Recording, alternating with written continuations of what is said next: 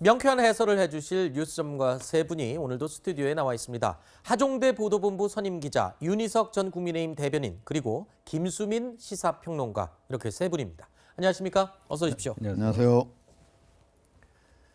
자, 어제 전두환 전 대통령이 향년 90세로 자택에서 사망했죠. 정치권에서는 이 반성 없이 세상을 떠난 전 대통령에 대한 비판의 목소리가 이어져서 계속 쏟아져 나오고 있습니다. 이재명 후보는 이 조문 생각 없다라고 명확하게 선을 그었고요.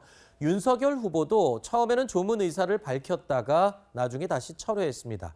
심상정 후보도 전 대통령에 대해 성찰 없는 죽음은 그조차 유죄다라면서 비판 메시지를 냈고요. 안철수 후보도 역사적 과오를 언급했습니다.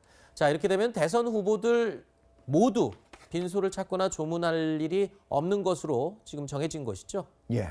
사실 이제 처음에 윤석열 후보가 혹시 가야 되지 않을까 했지만 이제 안 간다고 이렇게 했기 때문에 모두 안 가는 걸로 됐는데, 노태우 전 대통령의 서거 때하고는 크게 차이가 있습니다.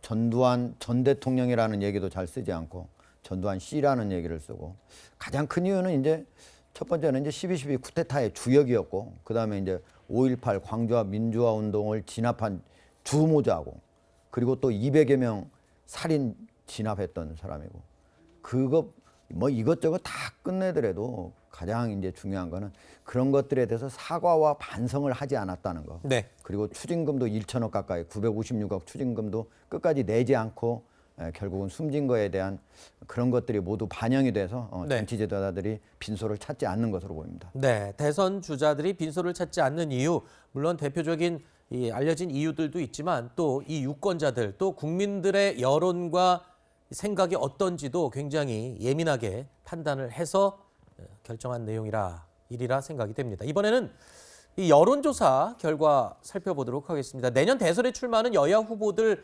5명 가운데 누구를 찍을지 물었습니다. 자, 이재명 민주당 후보가 34.4%, 윤석열 국민의힘 후보가 42.7%로 조사됐습니다.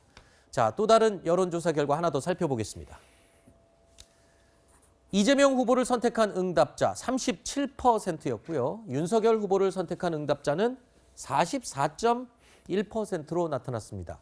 윤석열 후보가 오차 범위 밖에서 앞서는 것으로 나타났습니다. 하지만 지난 조사 대비 격차를 살펴보면 2.7%포인트가 줄어든 것을 볼 수 있는데요.